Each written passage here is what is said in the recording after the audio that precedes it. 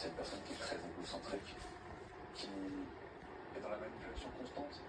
Mais ce que je me demande, c'est est-ce qu'elle le fait consciemment ou est-ce que ce sont des mécanismes de défense qu'elle a développés au fur et à mesure de sa vie pour se protéger, mais qui deviennent finalement des mécanismes d'attaque malgré elle pour vampiriser l'amour de ceux qu'elle peut, pour démasquer des passages qui l'entourent.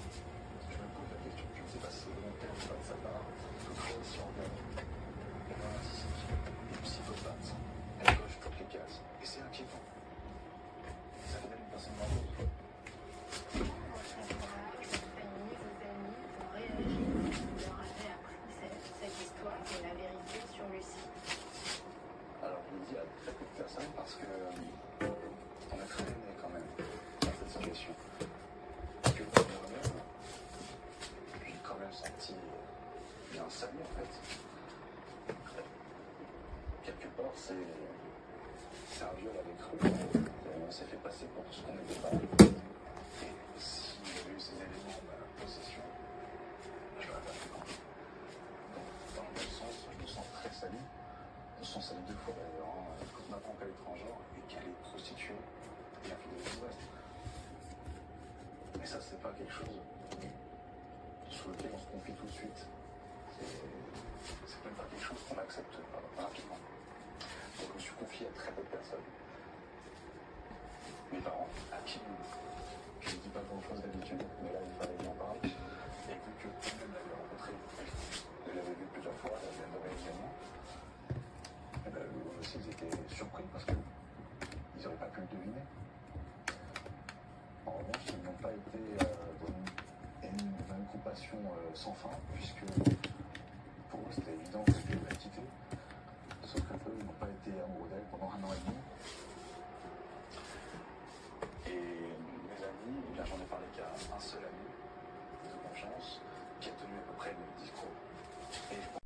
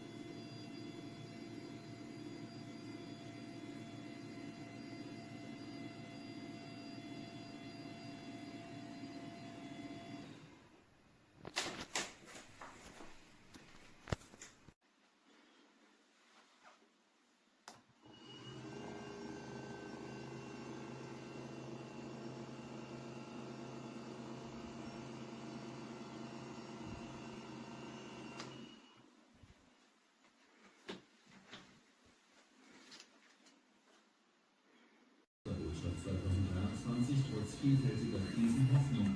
Ostern sei ein Fest, an dem Verwundungen angenommen und verwandelt werden, sagte er. Er verwies Timmer Ebers auf die Wunden des gekreuzigten Jesu, die von dessen Hingabe und Liebe zeugten. Sie